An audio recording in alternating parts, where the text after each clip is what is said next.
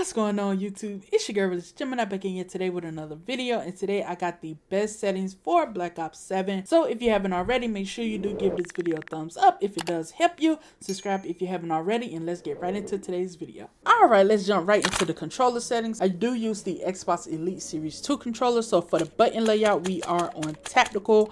For the horizontal sensitivity, we got 1.85 and the vertical 1.70. I do have my vertical lower than my horizontal simply because you look left to right more than you do up and down. Everything else is pretty much on off. Controller vibration off as well. Dead zone inputs for the left, I have that on 5. Max, I have that on 65. Right, I have that on 10. Right stick, I have that at 90. Left trigger, right trigger, all of that all the way to 0. Now let's get into the aiming. Now for the ADS sensitivity, I have that on 0.70 as well as the focus on 0.70.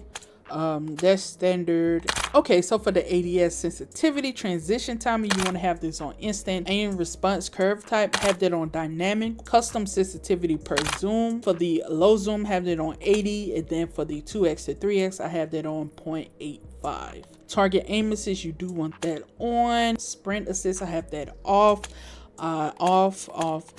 Let's see, with this slide behavior, I do have this on tap to slide. Sprint restore, I have that on.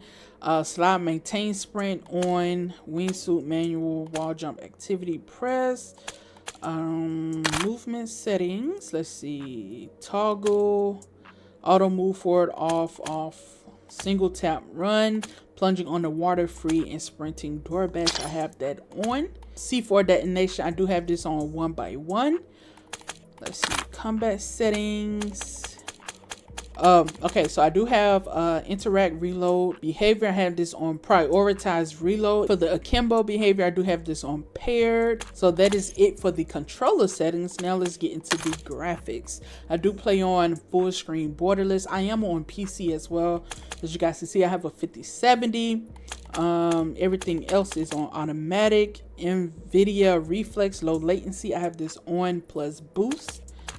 Everything right here is kind of custom to your gaming system, whether that be PC, and you will not have all of these options on console. But if you are on PC, please tailor this to what your PC can handle. Now for the upscaling, I have this on fidelity cast, and for the strength, I have that on 100. Field of view, I have this on 120. Aim outside field of view, I have this on affected. Weapon field of view wide. Now, if you guys did stay to this part right here, this is the most important part of this whole video. So for the world motion blur, you want this off.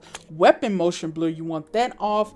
First person, third person, you want this least. Now what this does is get rid of any blur or camera movement, so it's easier to stay on target and see your enemies and see the map and things like that. Now for the audio section, let's see, gameplay music off, cinematic music, I turn this all the way down to 0. The most important things is the dialogue volume and the effects volume. For the dialogue volume, you want this high.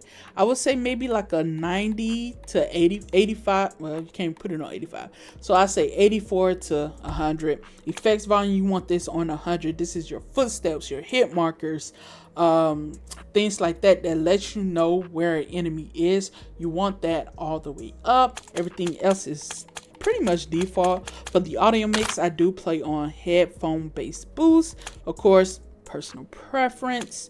Mute licensed music, because again, I record, so I don't want anything that can give me a copyright strike, so I do have that on. Crosshair and crosshair dot, you do want this on. Now this is the little dot in the middle of your screen that lets you know if you're centered or if you're looking too far down, too far up. You want this on the middle. And then for the scale, you want this on largest. Under readability, it's your color customization.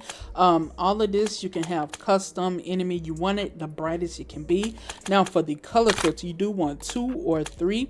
I find 2 is a little better for me. It makes your game look incredible. It's easier to spot your targets. You want this on world and interface, so select both.